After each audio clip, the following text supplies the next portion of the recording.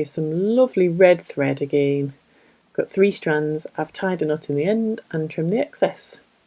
So, stem stitch, okay, it's kind of a nice stitch, a bit like back stitch. It's great for doing lines. Okay, now I'm going to show you the snazzy technique for doing this. So bring your needle up, put it down, and then we're going to slide it across, a bit like we did with the herringbone stitch, which is just below there.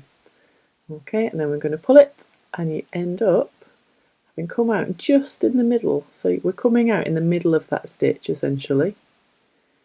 Okay, and then up to one side. So I'm going to just move to the side. You see that I'm creating the same size stitch as I did before, and I'm going to try and come through here, which I find tricky. I don't know, I mean, this is my first time doing stem stitch, so it's something I'm going to have a go at practicing again. And you'll notice that I've come out the wrong side now, look. That's how good I am at that technique. So I'm just going to thread my needle back through there.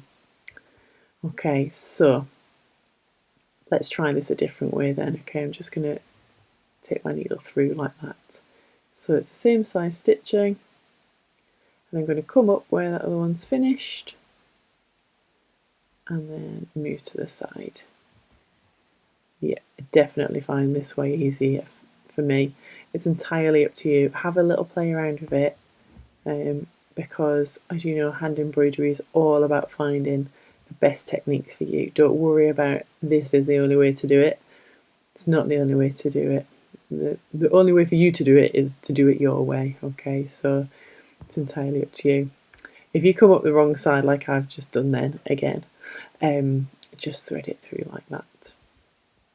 Okay, so that's looking nice.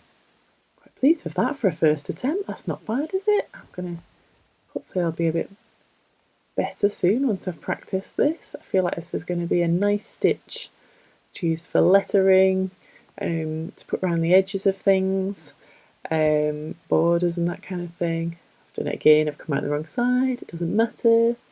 Nobody will know that by the time it's finished.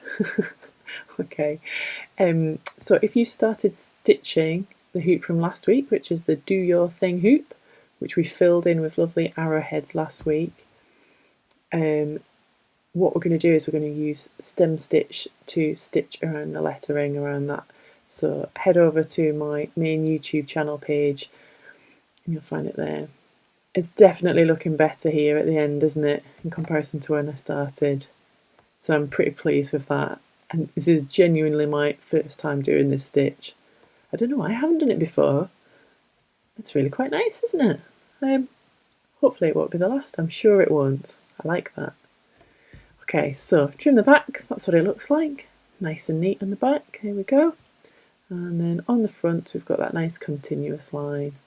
So there we have it. There is stem stitch.